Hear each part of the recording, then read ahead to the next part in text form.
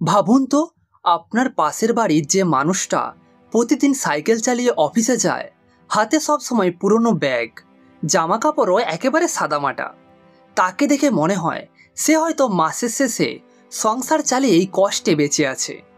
কিন্তু আসল সত্যিটা কি আপনি জানেন? সেই হয়তো আপনার এলাকার গোপন মিলিয়নিয়ার। হ্যাঁ, ঠিকই শুনেছেন। তার নেই কোনো বিশালবহুল গাড়ি, নেই দামি পোশাকের আলমারি, নেই কোনো ধনী বাবার উত্তরাধিকার। সে কোনো লটারির ভাগ্যবানও নয়, বিদেশে গিয়ে হঠাৎ কোটি টাকা কামিয়ে আনা কোনো ব্যবসায়ীও নয়। সে একজন একেবারে সাধারণ মানুষ, আপনার আমার মতোই।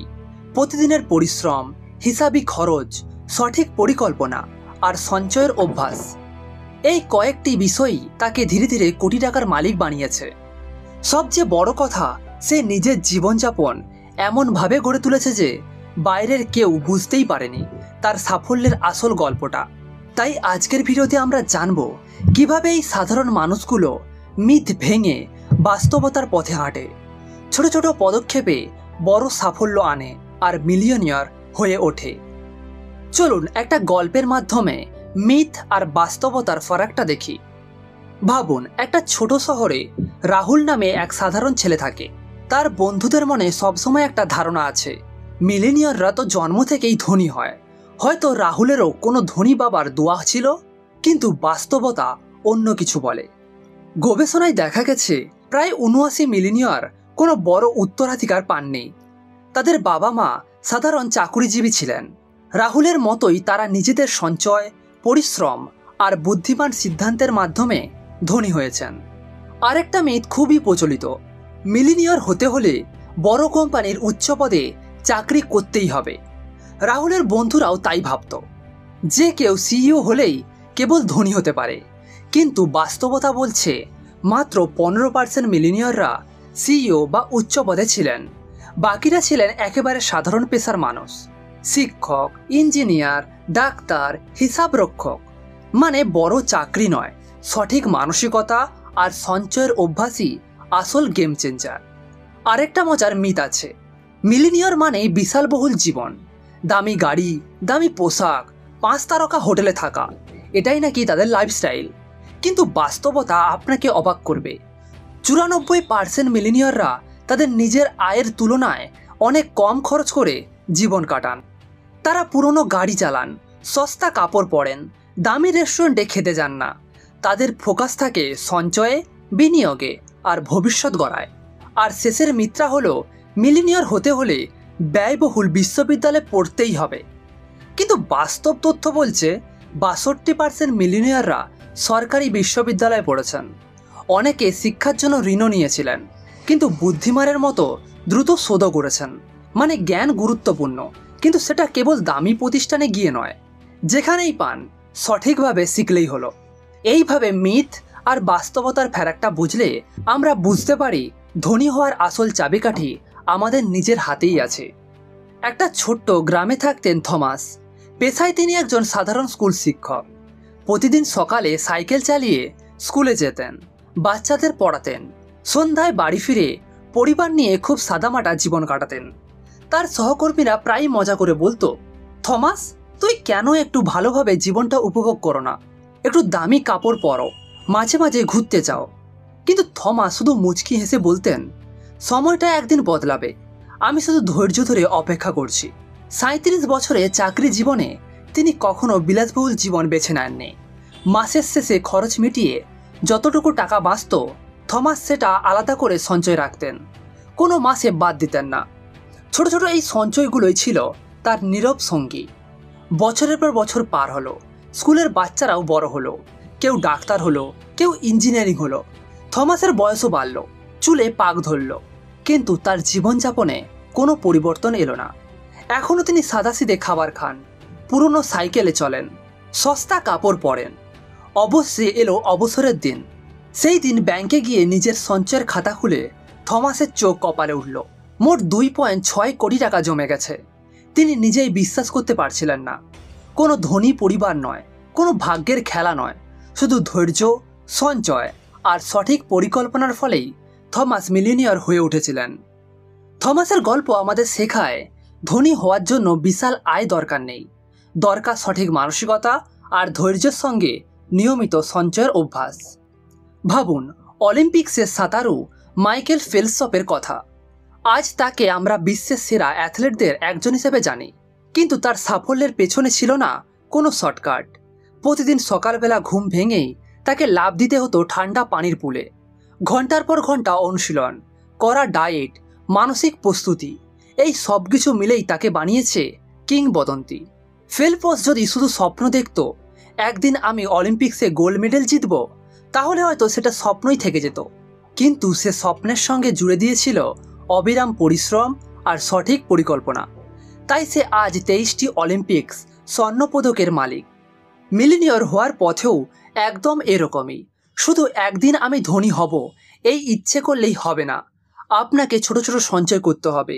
প্রতিদিনের খরচের শেষে কিছুটা টাকা আলাদা করে রাখতে হবে।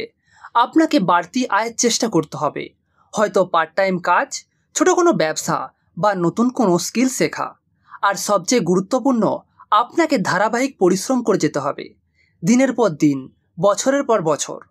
পরিশ্রমের সঙ্গে যখন সঠিক পরিকল্পনা যোগ হয়, তখনই তৈরি হয় সাফল্যের রাস্তা। আর এই রাস্তা যতই ধীরে এগোক না কেন, শেষমেশ সেটা নিয়ে যাবে আপনার স্বপ্নের দরজায়। ঋণমুক্ত জীবনযাপন, সাফল্যের গোপন রহস্য। ধরুন আপনার একটি বন্ধু আছে যার নাম মারিও। ইতালির এক ছোট শহরে সে সাধারণ চাকরি করত। অনেকে যেমন নতুন গাড়ি কেনার জন্য ঋণ নেয়, দামি ফোন কিনতে ক্রেডিট কার্ড ইউজ করে, মারিও কখনো সে পথে হাঁটেনি। গবেষণায় দেখা গেছে 90% মিলিনিয়র জীবনে কখনো ব্যবসায়িক ঋণ নেয়নি, কারণ তারা জানে উচ্চ সুদের ঋণ মানেই সঞ্চয়ের শত্রু। আরেকটা গুরুত্বপূর্ণ তথ্য হলো মাত্র 73% মিলিনিয়র কখনো ক্রেডিট কার্ডের বকেয়া রাখে না।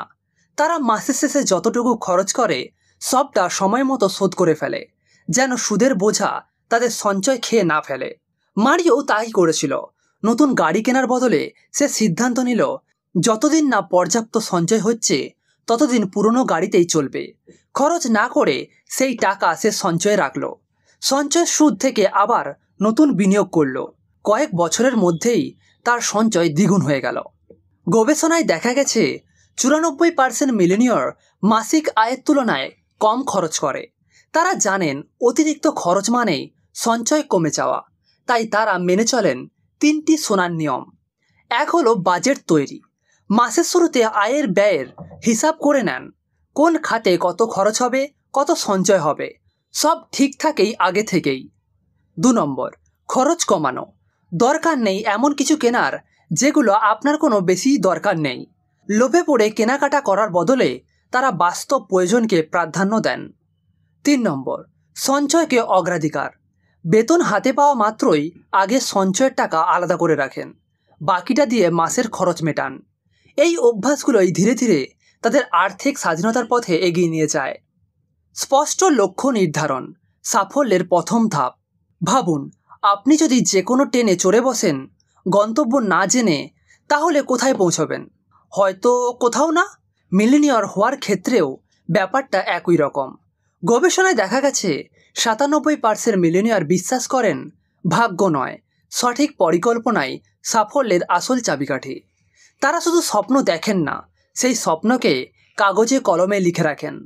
প্রতিটি লক্ষ্যকে ছোট ছোট ধাপে ভাগ করেন, প্রতিটি ধাপের সময়সীমা ঠিক করেন। একজন মিলিনিয়র তো মজা করে বলেছিলেন, আমরা একদিনে কোনো বড় পরিকল্পনা করি না, আমরা দিনে দিনে ছোট ছোট পরিকল্পনা করি। এই ধীর স্থির মানসিকতাই তাদের স্বপ্নকে বাস্তবে রূপ দেয়। ধারাবাহিকতা ও ধৈর্য, সঞ্চয়ের জাদু। টাকার জগতে একটা অদ্ভুত ম্যাজিক আছে, যেটার নাম সুদের উপর সুদ বা কম্পাউন্ড ইন্টারেস্ট। ধরুন আপনি আজ 10,000 টাকা বিনিয়োগ করলেন, পরের বছর তার উপর সুদ এলো। এবার শুধু মূল টাকার ওপর নয়, সুদের ওপরও সুদ জমতে শুরু করলো। কয়েক বছর পর দেখবেন সেই ছোট্ট টাকাটা নিজেরাই বেড়ে এক বিশাল অঙ্কে পরিণত হয়েছে। এই কারণে মিলিনিয়ররা কখনো তাড়াহুড়ো করেন না। তারা জানেন নিয়মিত সঞ্চয় প্লাস সময় ইকুয়াল টু আর্থিক স্বাধীনতা। তাই তারা দীর্ঘমেয়াদী বিনিয়োগে বিশ্বাস করেন এবং ধৈর্য ধরে সেই বিনিয়োগের ফলাফলের জন্য অপেক্ষা করেন। ধনী হওয়ার পেছনে শুধু টাকার হিসাবই কাজ করে না, কাজ করে একটা মানবিক মনও। অধিকাংশ মিলিনিয়ররা জানেন অর্থের আসল আনন্দ হলো সেটা ভাগ করে নেওয়া। তাই তারা নিজের আয়ের কিছু অংশ দান করেন, সমাজের উন্নয়নে ব্যবহার করেন। কেউ স্কুল তৈরি করেন, কেউ হাসপাতালের জন্য ফান্ড দেন, কেউ আবার অদৃশ্যভাবে সাহায্যের হাতে হাত বাড়িয়ে দেন। তাদের কাছে টাকা মানে শুধু বিলাসিতা নয়, বরং অন্যের জীবন বদলে দেওয়ার এক শক্তি। আজ থেকেই শুরু করুন। মিলিনিয়াররা কোনো জাদু দেখায়নি, তারা শুধু কিছু সহজ নিয়ম মেনে চলেছেন। আপনিও চাইলে আজ থেকেই শুরু করতে পারেন। নিজেকে বিশ্বাস করুন। প্রথমে মনে করুন আপনিই পারবেন। আত্মবিশ্বাস ছাড়া কোনো সাফল্য আসে না। বাজেট তৈরি করুন। প্রতি মাসে আয়ের কতটা সঞ্চয়ে যাবে, কতটা খরচে যাবে সেটা স্পষ্ট পরিকল্পনা করুন। খরচ কমান। অপ্রয়োজনীয় খরচ কমিয়ে দিন। সঞ্চয়ের টাকা আগে আলাদা করে রাখুন, তারপর খরচ করুন। ঋণ এড়িয়ে চলুন। যতটা সম্ভব ঋণমুক্ত থাকার চেষ্টা করুন। উচ্চ সুদের ঋণ আপনার সঞ্চয়কে ধীর করে দেয়। লক্ষ্য লিখে রাখুন। ছোট এবং বড় দুটো লক্ষ্যই লিখে রাখুন। লক্ষ্য ছাড়া পরিকল্পনা এগোয় না। নিয়মিত সঞ্চয় আর বিনিয়োগ চালিয়ে যান। অল্প অল্প করে হলেও নিয়মিত সঞ্চয় করুন এবং দীর্ঘমেয়াদী বিনিয়োগে রাখুন। উদার হন। সাফল্যের এক অংশ সমাজের জন্য ব্যয় করুন। এতে আপনার জীবনে মানসিক শান্তি আসবে। আজ থেকেই এই নিয়মগুলো মেনে চলুন। সময়ের সাথে সাথে আপনার সঞ্চয় বাড়বে আর একদিন সাফল্য আপনাকে ডাকবে। মিলেনিয়ার হওয়া কোনো ভাগ্যের খেলা নয়, এটা ধৈর্য, পরিকল্পনা, সঞ্চয় আর সঠিক সিদ্ধান্তের ফল। আমরা দেখলাম সাধারণ পেশার মানুষ, ছোট শহরের শিক্ষক কিংবা সাদামাটা জীবন করা কেউ কোটি টাকার মালিকে পরিণত হতে পারে। তাদের গোপন রহস্য একটাই, নিজের আয় অনুযায়ী খরচ করো, নিয়মিত সঞ্চয় করো, ঋণ এড়িয়ে চলো এবং স্পষ্ট লক্ষ্য নিয়ে এগিয়ে যাও। আপনিও পারবেন যদি আজ থেকে ছোট ছোট পদক্ষেপে এগোতে শুরু করেন। একদিন হয়তো আপনিই হবেন আপনার এলাকার পরবর্তী মিলেনিয়র। ধন্যবাদ ভিডিওটি দেখার জন্য। ধন্যবাদ আমাদের চ্যানেলের সাথে জুড়ে থাকার জন্য।